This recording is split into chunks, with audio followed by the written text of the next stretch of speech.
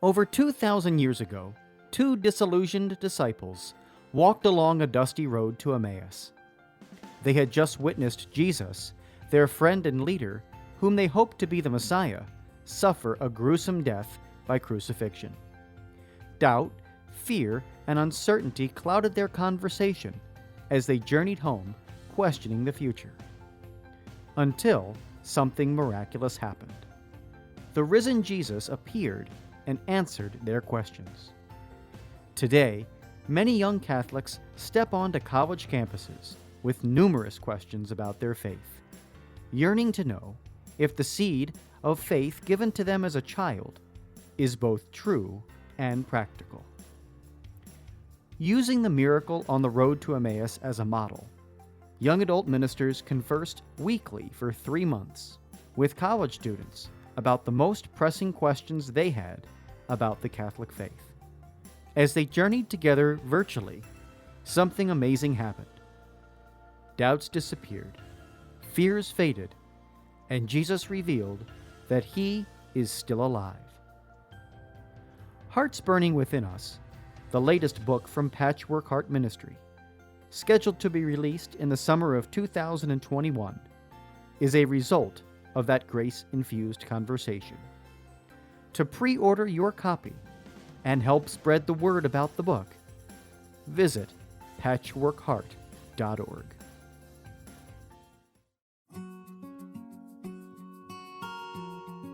The St. Raymond Nonnatus Foundation, in partnership with Patchwork Heart Ministry and Fiat Ministry Network, presents a podcast for families in crisis. Hello, and welcome to a podcast from the St. Raymond Nonnatus Foundation for Freedom, Family, and Faith. My name is Ann DeSantis, and you can learn more about us at nonnatus.org online. And this is our 10 Commandments series. We're up to part 3, so welcome you back for those who have been listening. And with me, I have Mickey Kelly. He is the president of the St. Raymond Nonnatus Foundation. And I want to welcome you. Mickey, thanks for joining us. Hi, Ann. It's great to be back here once again. Yeah, it is great because we had a good couple of talks on the first 2 parts of the series. The first one, we did the first 3 commandments, and then we did the second part was commandment number 4, which was to honor your father and your mother. So on this podcast, we are actually going to cover 3 commandments.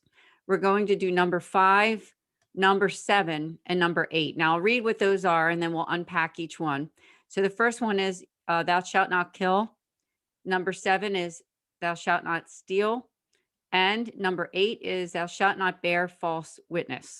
Okay. So let's start out with thou shalt not kill. And Mickey, I wondered if you could start us out with any reflections or thoughts that you have on that one.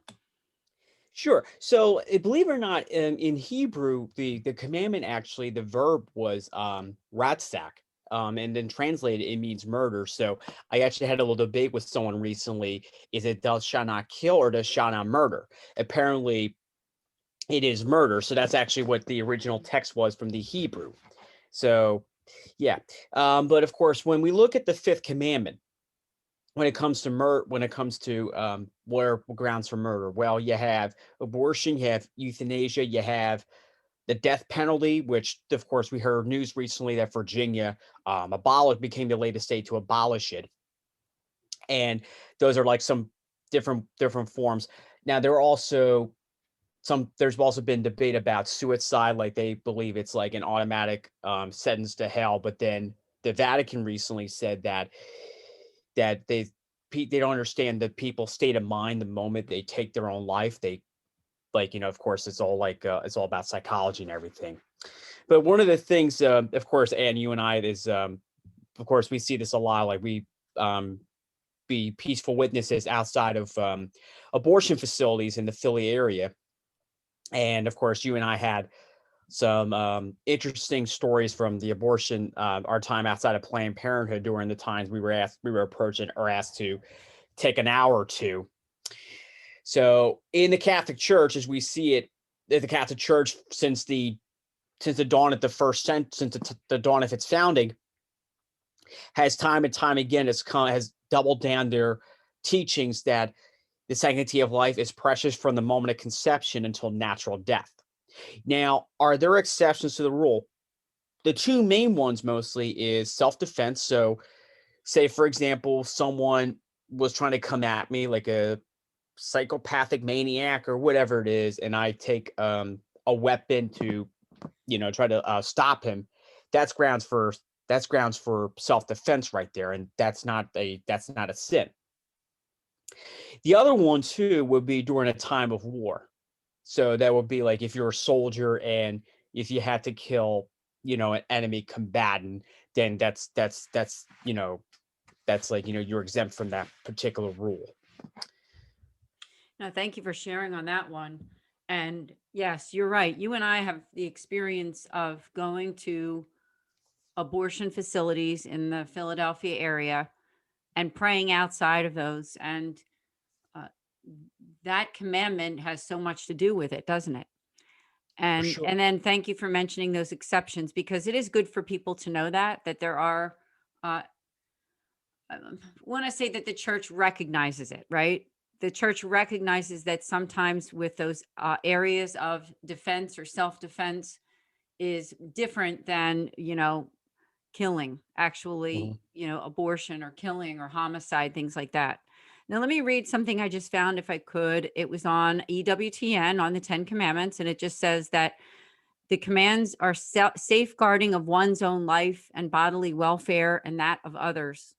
And it forbids unjust killing, suicide, abortion, sterilization, dueling, endangering life, and limb of self for other or others. Now they use the word limb, LIMB, of self or others. So maybe we can just unpack that together. Like first, let's talk about this unjust killing. Um, would you have any words of advice or wisdom on that? Well, and I mean, you look at our country, the culture of life has been brutalized, has been, teared off limb from limb, no, no pun, like, literally speaking, for half a century.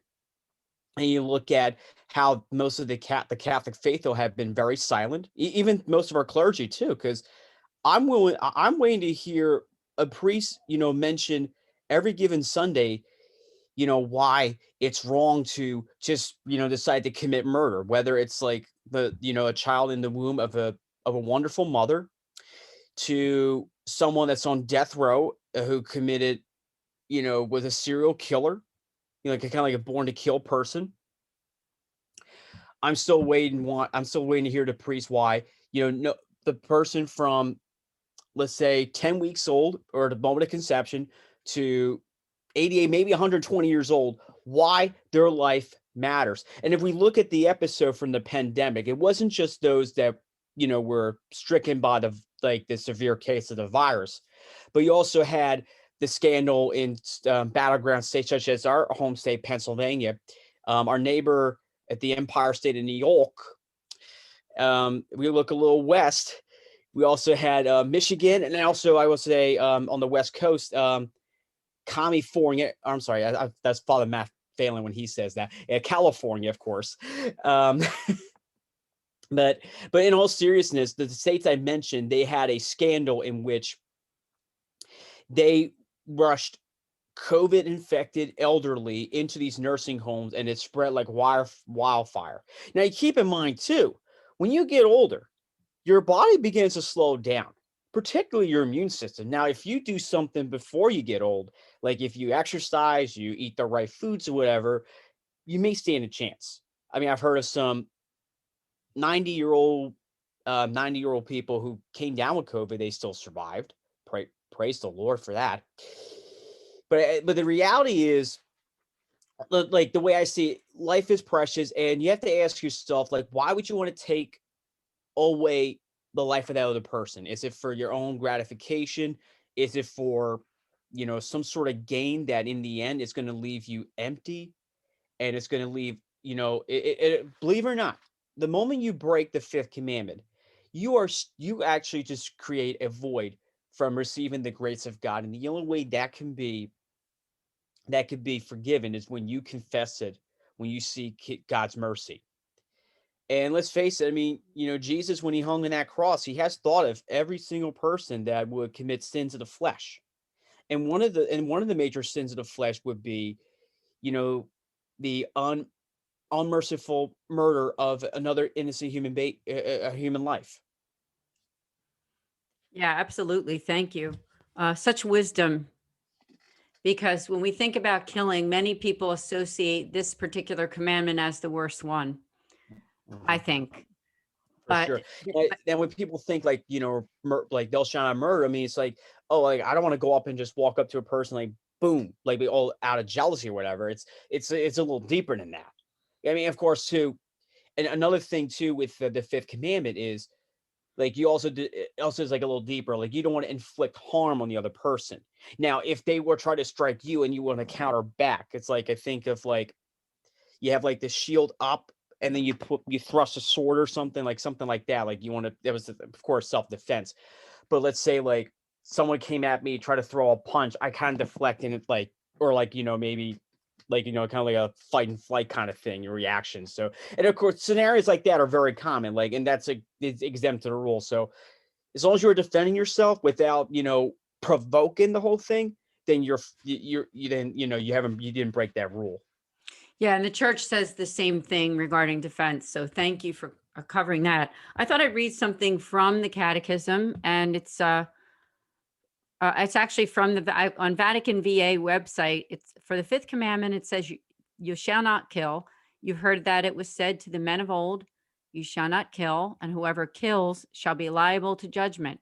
But I say to you that everyone who's angry with his brother shall be liable to judgment. And then in Article 2258, it says human life is sacred because in, its beginning involves the creative action of God, and it remains forever in a special relationship with the Creator, who is its sole end. God alone is the Lord of life from its beginning until its end. No one can, under any circumstance, claim for himself the right directly to destroy an innocent human being. And it's interesting that they ended on that note, innocent human being, because that's something, Mickey, that you've been involved with for so many years. And you probably have some stories to share before we go on to the next commandment. So I thought maybe tell us more, if you could, your experience with people who are literally, you're seeing people every week when you go to Planned Parenthood making that decision and not realizing it. What has that been like for you? And have you ever seen people turn around and say, you know what, I know now this is wrong, I can't do it? And I could probably give you a long list, but we have two other commandments to go. I mean, I wish we could do like a special edition of the fifth commandment, but that would be for discussion for another time.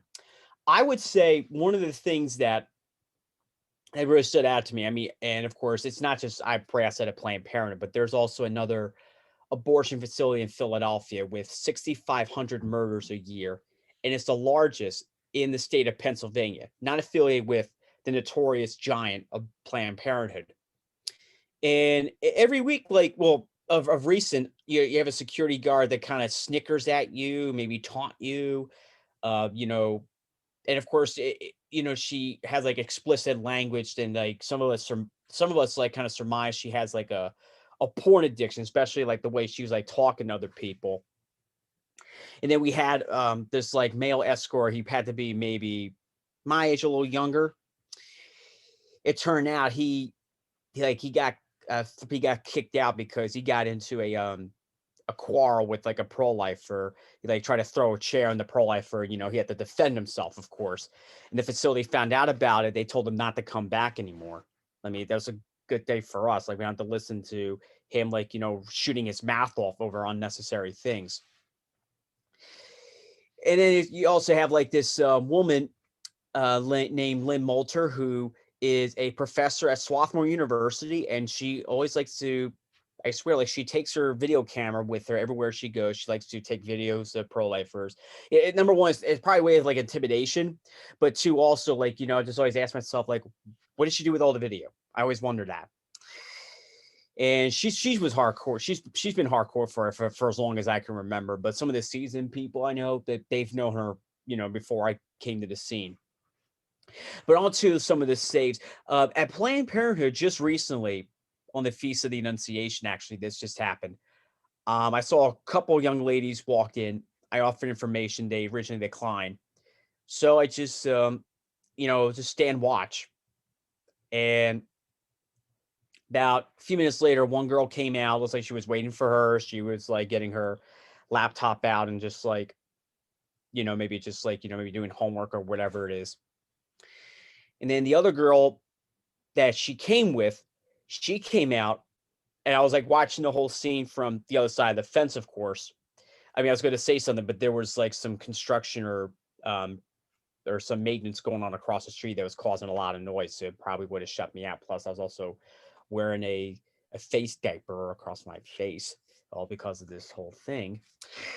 And then once they and then I was just like, you know what, that was my moment. So I did the Flying Novena, which was made popular by Saint Teresa of Calcutta. So basically, for those who don't know, the Flying Novena, it's basically the memory you say it 9 times straight.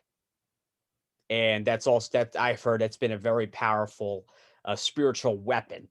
And boy, I put it to good use. And then when I finished it, about less than a minute later, those 2 young ladies came out at the gate. I gave them a blessing bag with like the lifesavers, the brochures, the coupon for free ultrasound, bing bada boom. And they just walked away. And I was like, oh my gosh, I had a turnaround today. So everybody was super excited about it. I will also say there were times too, and I think you and I actually saw this just recent as well. We saw a young lady that seemed like she was in some agonizing pain. Just it kind of reminds agonizing pain as she was coming out. And I remember there were times that I think we tried to offer information, and she just like declined, even though we want her to, second, give her a second thought. And let's face it, abortion is very ugly. It is real. And there's no denying that. No matter how many times you want to like look the other way. Yeah, I mean, how many times you just want to say like you want to be like Pontius Pilate and just wash your hands clean of everything. I mean, you never realize it, but the escorts, the workers in these industries, they may not realize it, but they are compliant and accessory to the innocent of the shedding of innocent blood. And if any of them are listening to this podcast, and I hope they are, I am calling on you in the name of Jesus to repent of your wickedness and start walking the way of the gospel of life. Thank you, Mickey. It needs to be said because there's nothing more precious than life. And so what it comes down to, as much as it seems like a fight or an argument, it's really not an argument or a fight. What it is just clear right from wrong. That's all it is. And so thank you. And I do think we need a lot of prayer. So people who are listening to this podcast, please do, pray for the pro-life movement, because at the heart of it is this 5th commandment, right? At the heart of it. Now, before we move on to the next commandment, I thought we could just read off some of those other areas of what the church, forbids. So it says it forbids unjust killing, suicide, abortion, sterilization, dueling, in danger of life of and limb of self or others. Now, we could talk about suicide for a few minutes, I guess. And we know that when someone commits suicide, they're murdering themselves. Mm-hmm. Now, there was a time that, and I don't have that document or anything in front of me to give the correct documentation, but I know that the church still calls it murder, but sometimes there are people who do that. They kill themselves, and they've been under psychological stress, and they've been not really there mentally, right? So the church has mercy on that, I believe. I don't know if you had anything to say on that one. Yes, I believe that there has been some great lining with the suicide thing. And let's face it, it is debatable. But I mean, the fact too is that Yeah, and also too, like the moment the person commits suicide, they are passing on the burden of their problems to someone else. Now, I mean, there also been some post-abortive women that have been guilty of, doing something like this. Some of them attempted it, but they survived, and now they're advocating for life by the grace of God. But that's it's and let's face it, it's tough because mental health has actually been on the rise ever since we're trying to come out of this pandemic. Mental health cases have been on the rise, especially among a lot of high schoolers, but like I would say middle to high schoolers. There's been a very high case, especially with this whole hybrid scheduling or virtual learning 100%. It's like really taking a toll on them.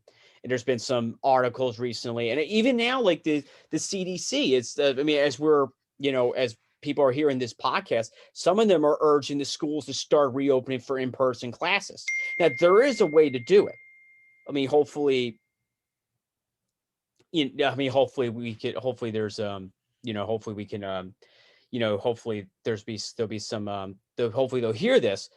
But I mean, the last thing we want to do is like we want to inflict mental harm to the young children with all this, because even some pediatricians know this well. I mean, they do better with in person, and let's face it, I mean, virtual things do inflict harm, and it does increase the risk of drug use and even suicide.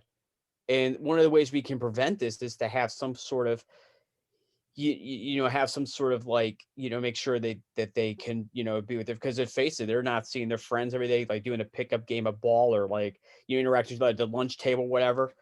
It's it's really, and of course too, now the Catholic Church is starting to begin to be concerned of the flock's mental well-being, and I'd love to see more of that for the years to come. Yeah, thank you. And these are all matters that we can learn about, pray about, and keep our eyes open, because like you said, when you go through something like a global pandemic, when people are forced to stay home and forced to not interact in person and things like that, it does cause sometimes some stress for people.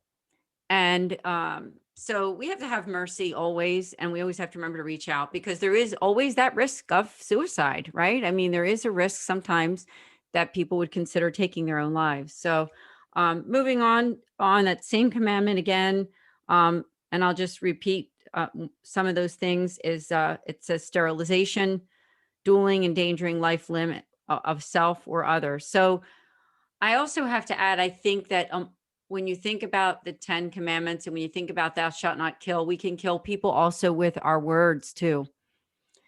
So just want to mention that, put that out there, that remember sometimes when people use words that harm or kill others, and maybe even cause them to harm themselves or somebody else, that can also lead to breaking that 5th commandment. So Sure. that's right. Let's move on to our next commandment, and that is thou shalt not steal. Under this commandment, and I'm reading this from EWTN.com about the 10 commandments. It says respect for the property and rights of others, the paying of just debts, paying just wages to employees, integrity in public office. And it forbids, I'll read all the things that it forbids, would be theft, damage to the property of others, not paying just debts, not returning found or borrowed articles, giving unjust measure or weight in selling, not paying just wages, bribery, graft, cheating, fraud, accepting stolen property, not giving an honest day's work for wages received, and breach of contract. There's a lot there. Sure. I mean, that's going to take a while to unpack. Let's start with, if we could, on your thoughts on respecting the property and rights of others. Let's start there. Yeah, like you've laid it out perfectly. So you definitely don't want to like cheat people, scam people, things of that nature. As you do want to put in honest work. Now, when the 7th commandment could also be applied to like an academic setting. I mean, some people may not realize it, but plagiarism is really a big thing, or even forgery. last time I checked, forgery is a federal crime, if I'm not mistaken. So say if you forge someone's signature unless they gave you authorization to do it, then that's grounds for you can land yourself with some serious time with with the feds, of course, especially if there's like a serious crime brewing.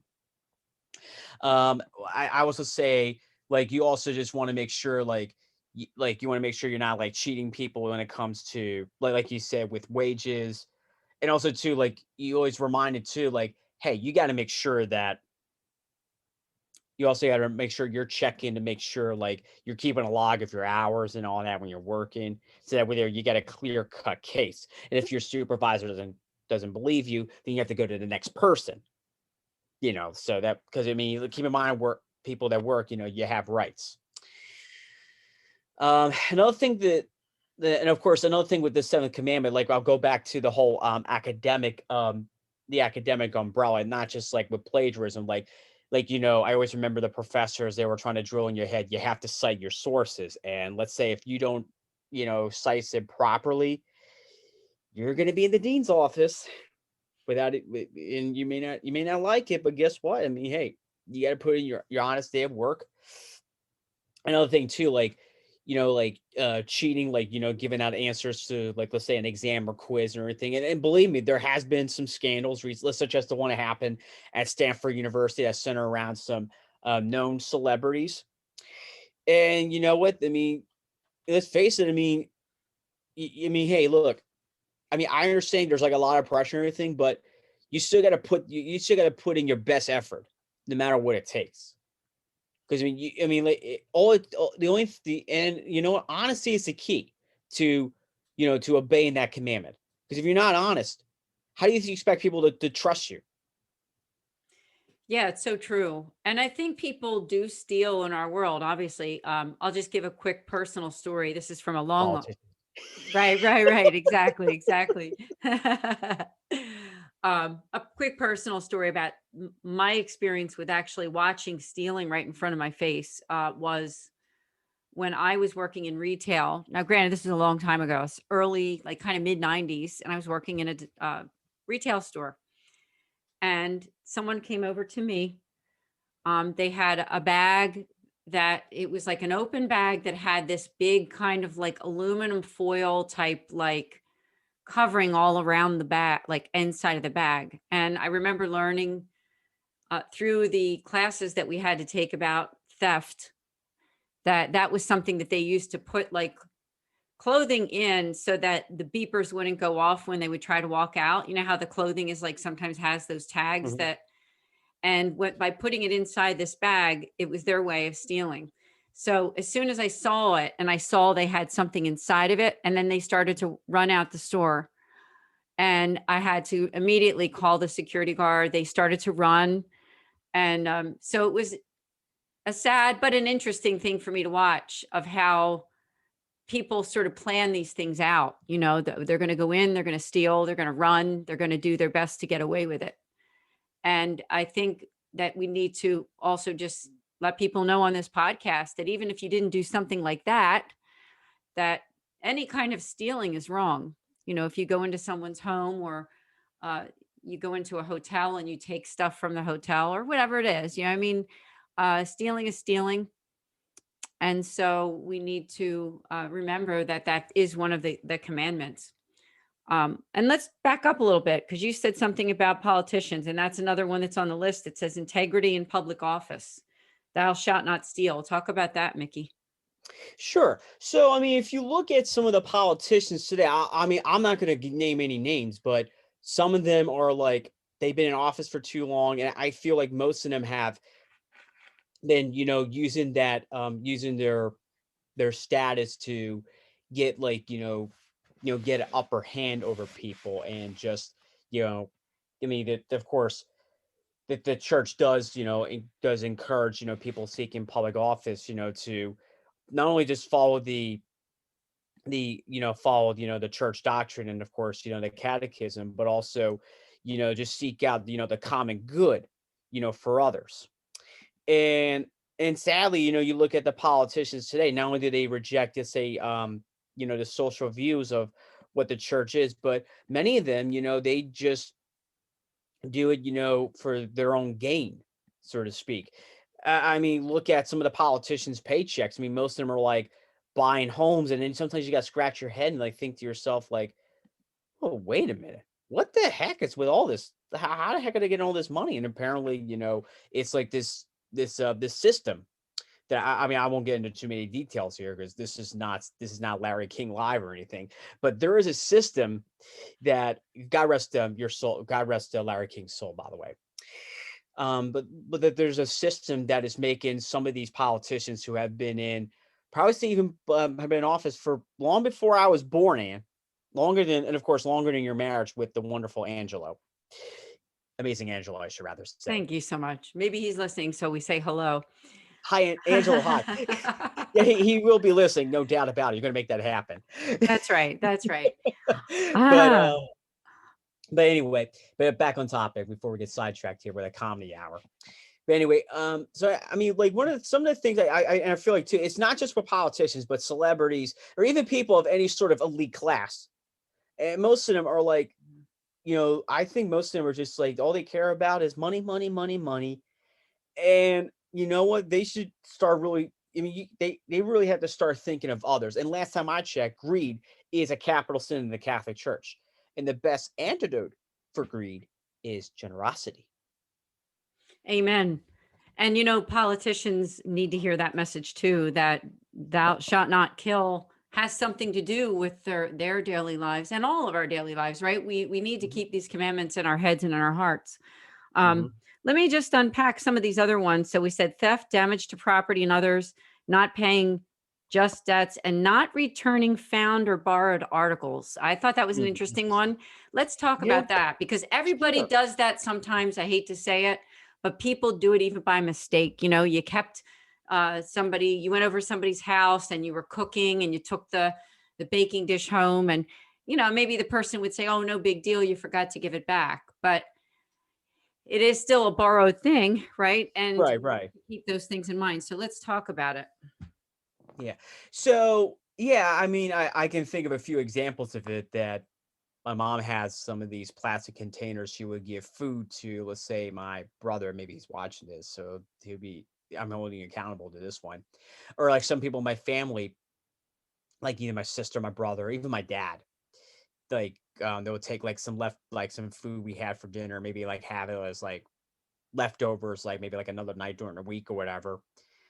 And well, of course, there's exception. Of course, my dad acknowledged that, and he brought home like maybe a bag full of containers, and I was like, oh, I forgot to get this to you. I was like, yeah, and like you said, Ann. But then there's like do you still have my containers? And maybe you're lying about it, and then you do have it, But I mean, I can understand like oh, I'm not sure. I mean, I can understand if you say I'm not sure.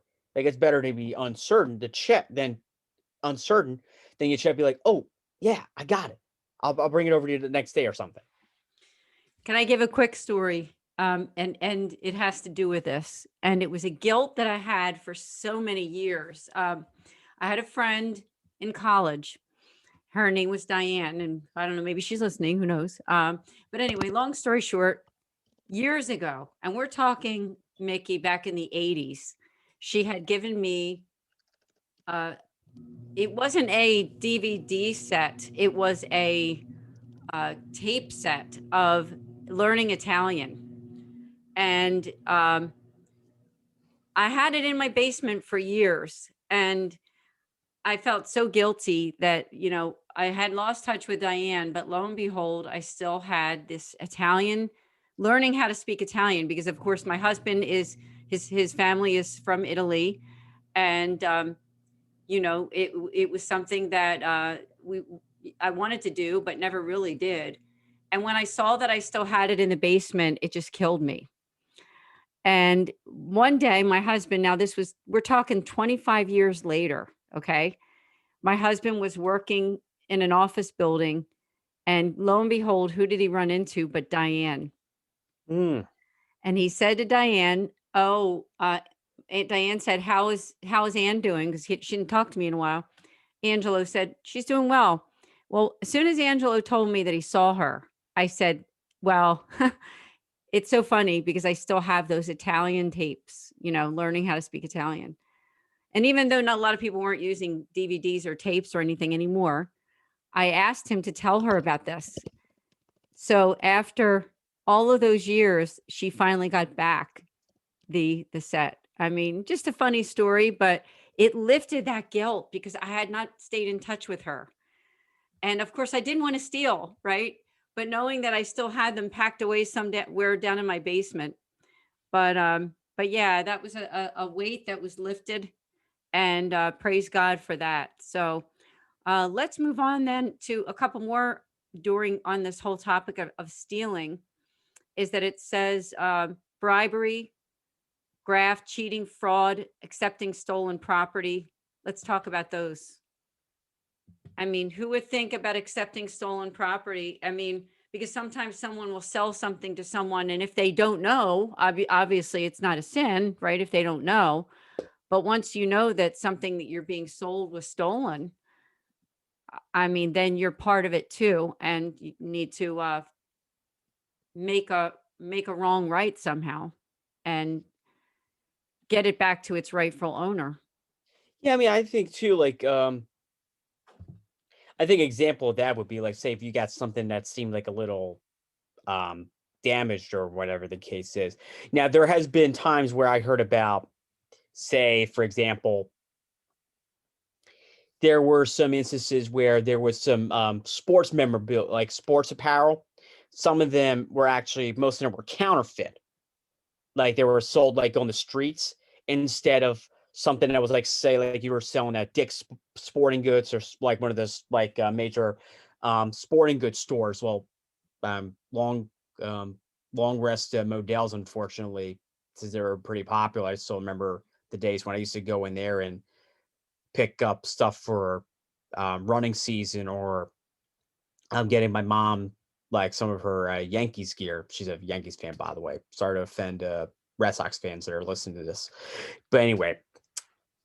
So yeah, like there are some things that are like, counterfeit, and like they say like you have to look at like how it looks and all that. So of course too, like, I mean, sometimes we may not even realize it too. Like, something could have been used like, for like that was used for, let's say like it was used for a bank robbery, or even like you will say like a major crime, of course. Eventually, the cops will, of course, like the most important thing is you got to question everything that comes to you when someone's trying to sell you something. You have to start asking the right questions. Otherwise, you're just going to be, used as bait for something, for a serious problem. Right. And it's good. Thank you for sharing. It's good that we discuss these things because these are things that people might not think of when they think about thou shalt not steal, right? Mm-hmm. But it's good for us to talk about them. And then the very last one, before we go on to the last commandment number 8, is it says not giving an honest day's work for wages received and breach of contract. So, you're a working man, I'm a working woman, right? We need to give an honest day's work for how we're being paid. Mm-hmm, for And sure. if you do anything, do more than do less, right? I mean, so that's Sure, the yeah. way I look at it, just do more than do less. Yeah, and of course, like where I work, like once you clock in, you're slated to make sure you log into cell phones. So we have like a cell phone that would help, like that we would receive orders and everything, and we have to shop around the store. So basically, I think if you don't like log into your phone, let's say within 15 to 20 minutes, that would be like you're basically abusing, like, you're abusing your time, so to speak. And that's actually for grounds for either a final written warning or immediate termination. So you don't really want to jeopardize it. And I mean, of course, I've been hearing stories from coworkers that there have been people that have been let go because of that violation. Like they would just maybe just clock in, but of course they wouldn't take their phone, and they would just like go somewhere and like, just abuse the time, and then maybe use the phone like about like an hour later or something. And there also been times where maybe you lied about you were at work, maybe like you like without authorization, you were like logged in to, you clocked into your like your work site or whatever, they of course they would have an issue with it, and that could also be ground for termination as well. So there has been some examples of it too. And of course, like also you also have to make sure, like, you show, well, I mean, sometimes I know things that there are things out of your control, like maybe you have like an emergency or whatever, just make sure, just take the honest day off and everything. Just don't worry about work or anything. Also make sure like you help out your coworkers, which is very important. The other thing too, that's grounds for it is, just make sure that, you just make sure you also are honest with your manager and your coworkers, because that, because they can find out, and maybe like what you told them maybe may not be true, and they could, you can be in serious trouble with that. So No, thanks for sharing. It needs to be said again, I think, because sometimes when we think of thou shalt not kill, we think of actual murder. Some people don't even associate it with something like abortion or other things. Now, the last one under this commandment that I have written here that I'd like to discuss is, as I said, breach of contract. So that's another thing. Somebody signs a contract or something, and now without working it out, you just don't honor it at all, And so that's another way of stealing. Have you ever had an experience like that, or do you know anyone who has?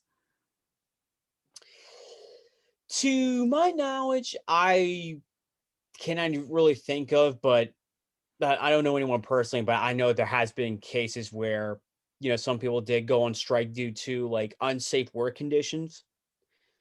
Or of course, like maybe they weren't getting their, like maybe they weren't getting their fair share or whatever it is. I mean, of course, look at too some of the professional athletes, like how many of them would hold out, like from reporting to like training camp, preseason, whatever it is, until their new contract was like, on the table, whatever. I mean, how many times has that happened? I mean, it has happened quite frequent.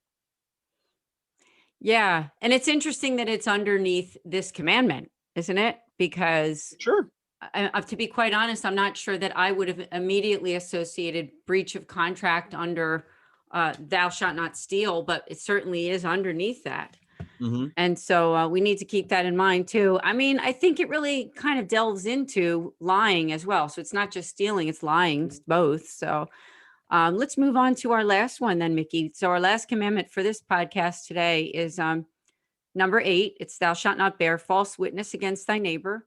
The commands are truthfulness, respect for the good name of others, the observance of secrecy when required. It forbids lying, injury to the good name of others, slander, talebearing, rash judgment, contemptuous speech, and the violation of secrecy. I think that this is a great one to unpack because people gossip, people talk about others, people, bear false witness all the time and lie and get other people, the innocent people, in trouble sometimes. So let's start out with lying. I didn't know if you had any thoughts on that, because that's something that people do all the time, right? Yeah, like how many times have we told lies to people, especially if, say like, oh, where are you going? I'm like, oh, I'm just gonna go next door to the neighbor, when in reality you probably went to the nightclub or you went to the bar or whatever.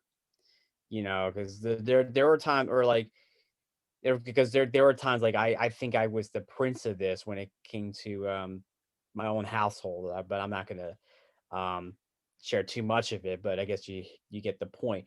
But let's face it, I mean, I think lying and gossip are like kissing cousins, and of course we're gonna get to gossip in just a moment. But lying, about like your alibi or whatever, and that's very serious too. Like when there's an investigation, if you lie about where your whereabouts have been, it's like, what is it that it's not just the fact that you damage your trust and your ethic, but also like you try to make someone else look bad when you lie when you lie, and especially like in a work setting. I mean, of course, we talked about it a little while ago. Like, talked about like, the fair day's wage and everything. I mean, that's also grounds for lying too. And also like, And also too, like, you don't want to lie about your coworker, just so like you can try to get, let's say, like a position at work that they're trying to, compete for. And lying can be involved there. Absolutely. I think lying sometimes now, I'll give you a quick story that I used to tell my daughters because, sometimes people ask questions, frankly, that are nobody's business, whether it be something to do with your health, right? Do you want us to share if somebody asks you something very personal about your health? It's sort of like those HIPAA laws, right? It's not a lie if somebody asks you an inappropriate question. Does that make sense? Like, now I'm going to say something kind of funny and maybe you'll laugh, maybe you won't. But I said, if somebody asks you what color your underwear are, is it a lie for me to not tell them? Or is it really just none of their business? You know what I'm saying? Right. I used to use that Well, to I my mean, daughter and I'd say, I yeah. understand why would they ask you that question in the first place, but Right. I'm kidding, but I was trying to think of something there. And I used to use that example with my daughters because there are times that people ask questions that is it a lie not to tell something that really is nobody's business, right? So there's a fine line there, right? There's a fine line with things that are very personal, right?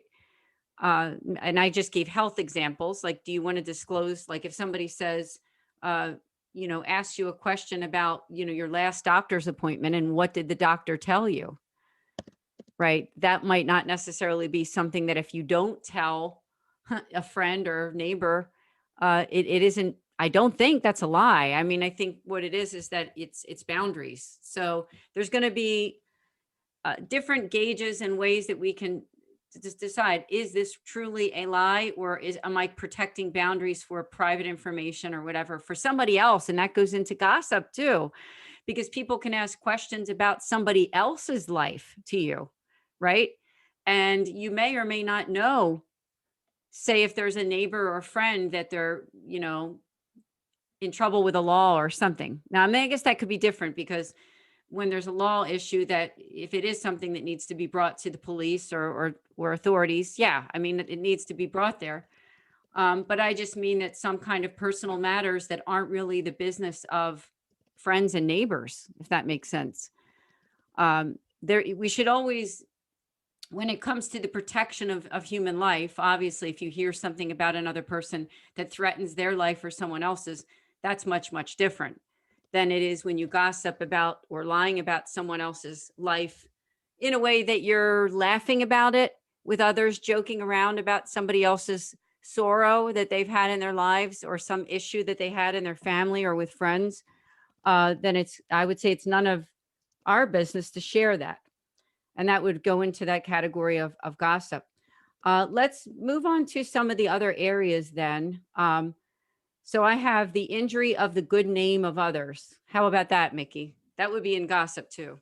for sure. So, I mean, let's face it. I think we see this a lot in the media, of course. Well, of course, we look at that whole thing with the Brett Kavanaugh saga, in which, of course, the media conspired to try to derail it, and all because it was to fit the narrative of the Democratic Party, which is abortion. And what the point is, like, why do you want to like spread lies about people? I mean, are you jealous of them to be so successful instead of, doing something to, destroy their integrity and character? Why don't you learn from them? Learn learn what makes them tick. Learn learn how they're doing things so well at the work environment or even just, life in general. Learn from that instead of trying to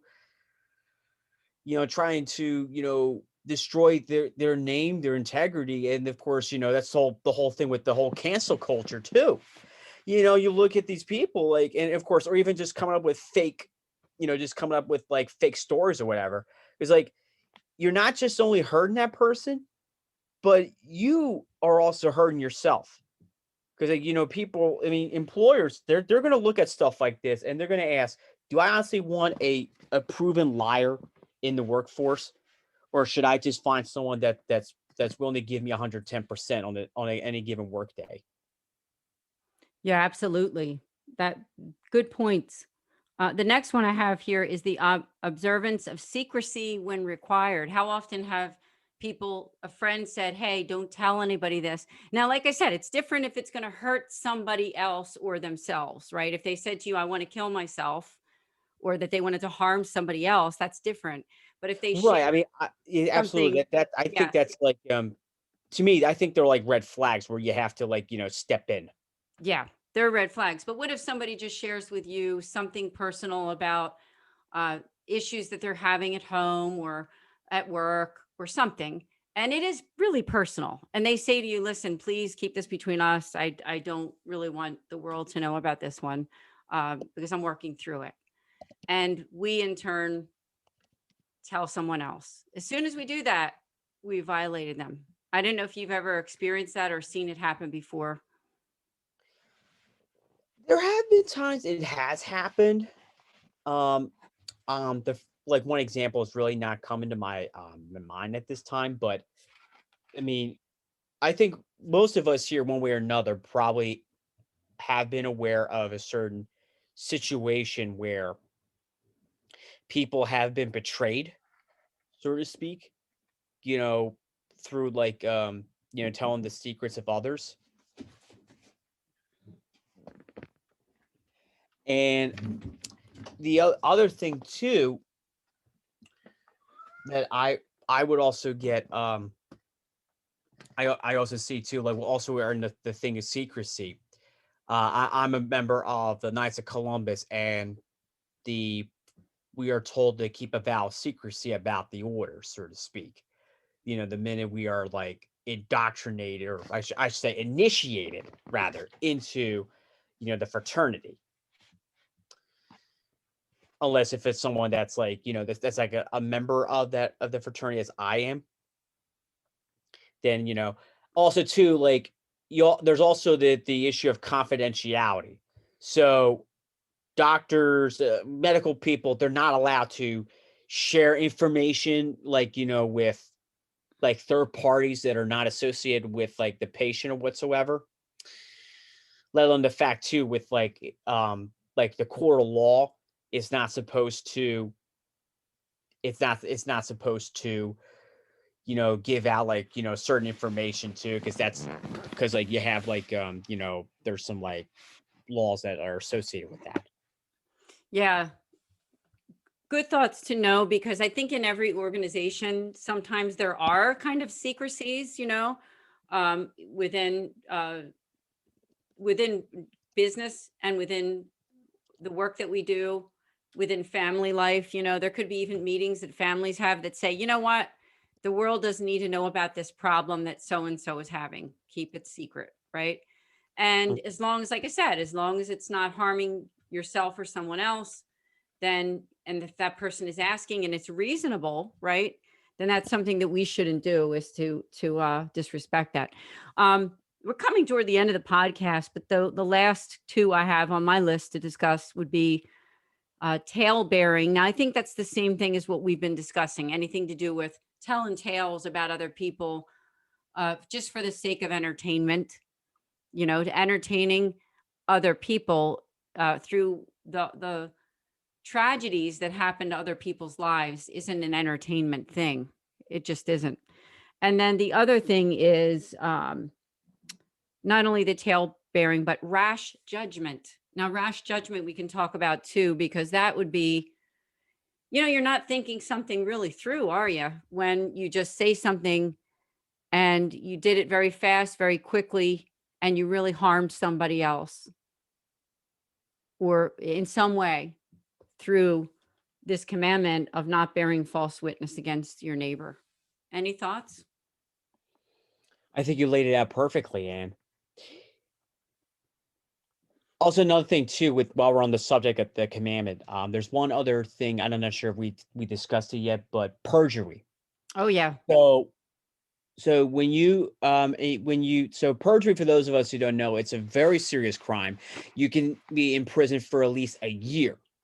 And the definition is you lie under oath. And believe me, you don't have to watch Law and Order to know about this and what how stiff this crime is.